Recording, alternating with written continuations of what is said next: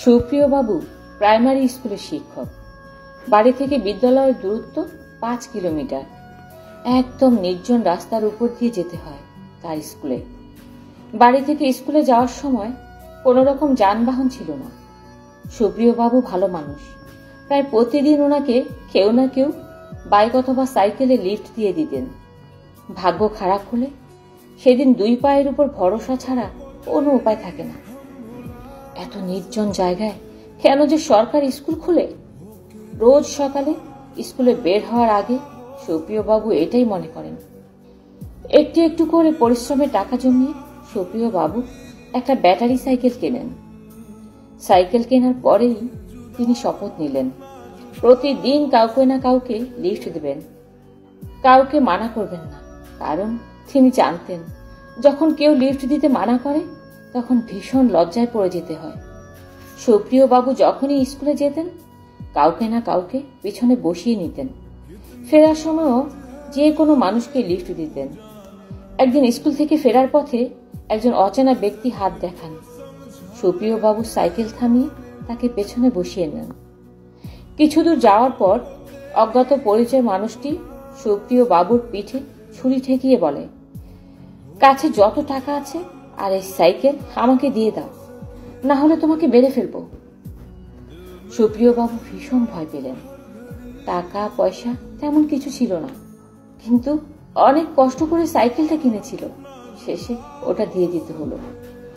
যাই হোক, নিরুপায় সুপ্রিয় বাবু অজ্ঞাত পরিচয় মানুষটিকে সাইকেল দিয়ে বললেন, সাইকেল নিয়ে যান, কিন্তু আমার একটা অনুরোধ রইল। চোর বলল, বলুন।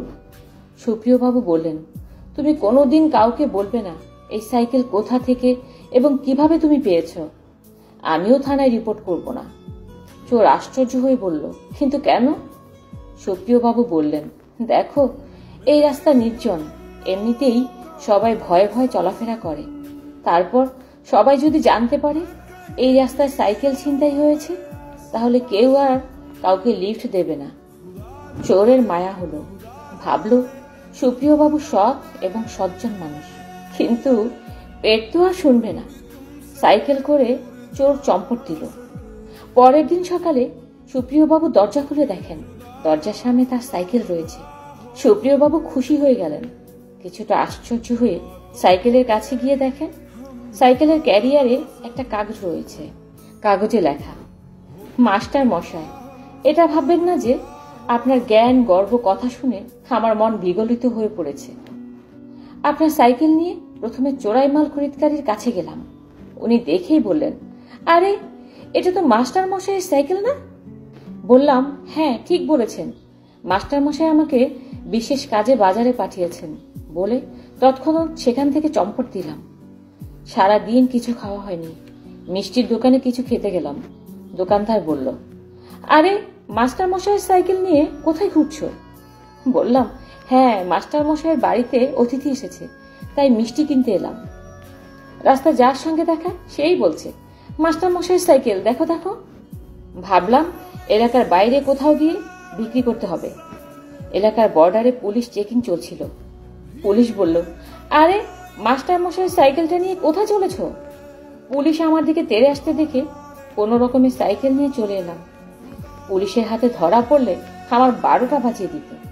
মহাশয়, এটা আপনার সাইকেল নাকি মুকেশ আম্বানির ফরচুনার সেটাই বুঝতে পারলাম না। গোটা এলাকার মানুষ চেনে এটা মাস্টার মশাইয়ের সাইকেল। আপনার জিনিস আপনার কাছেই রেখে গেলাম। এটা চুরি করে কত মারাত্মক ভুল করে ফেলেছি আপনাকে বোঝাতে পারবো না। এই ভুলের খেসারত বাবদ আপনার সাইকেলে একটা ব্যাটারি টর্চ লাগিয়ে দিলাম। আপনার রাত হলে আসতে আর অসুবিধা হবে না। চিঠিটা পড়ে সুপ্রিয় বাবু হেসে উঠলেন, বললেন, ভালো কাজ করলে অবশ্যই ভালো প্রতিদান পাওয়া যাবে। সাময়িক কালের জন্য খারাপ কাটলেও সেই খারাপ দীর্ঘস্থায়ী কখনোই হবে না। অপর কেউ খারাপ করেছে বলে আপনিও করবেন, সেটা আপনার আর ওনার মধ্যে তফাৎ কি রইবে বলুন?